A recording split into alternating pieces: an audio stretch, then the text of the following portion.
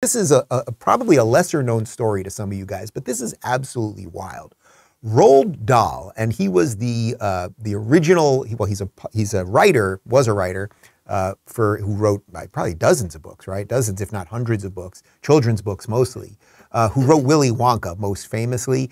Eventually, the estate sold his publishing rights, and now the company that bought the publishing rights is going in and changing to make things more politically correct, some of the original works of Dahl. It's rather extraordinary. So Samantha Smith had this tweet up here. It says, Roald Dahl's publishers have made hundreds of changes to his books, claiming the language used was offensive.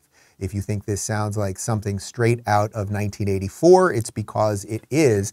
And there's a couple things here. In the original The Witches, the line read, "Don't be foolish," my grandmother said. "You can't go round pulling the hair of every lady you meet, even if she is wearing gloves. Just you try it and see what happens." That was in the 2001 edition of The Witches.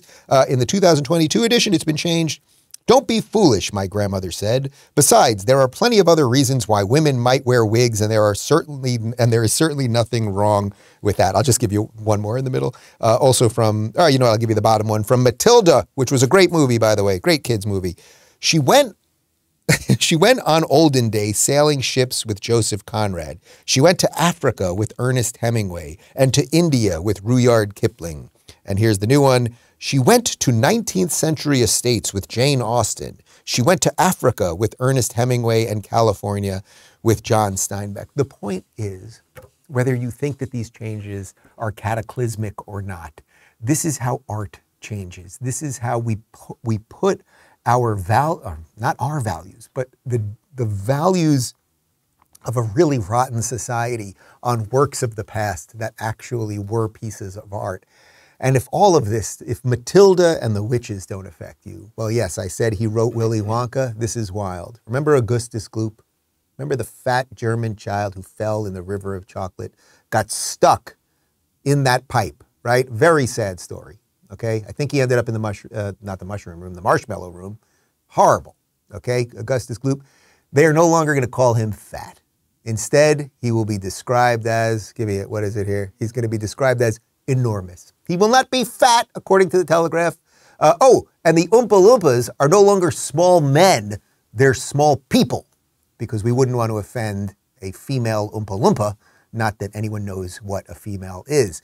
And to the point of all of this, as you guys know, that the wonderful, I would say prophetic, what was once a work of fiction, but unfortunately has become reality, George Orwell's 1984. I thought this quote was just perfect, because this is exactly what's happening in front of our eyes. This is the most famous quote from 1984, of course. "Every record has been destroyed or falsified. Every book rewritten. Every picture has been repainted. Every statue and street building has been renamed. Every date has been altered. And the process is continuing day by day and minute by minute. History has stopped. Nothing exists except an endless present in which the party is always right." I mean, my God, does it get more prophetic than that?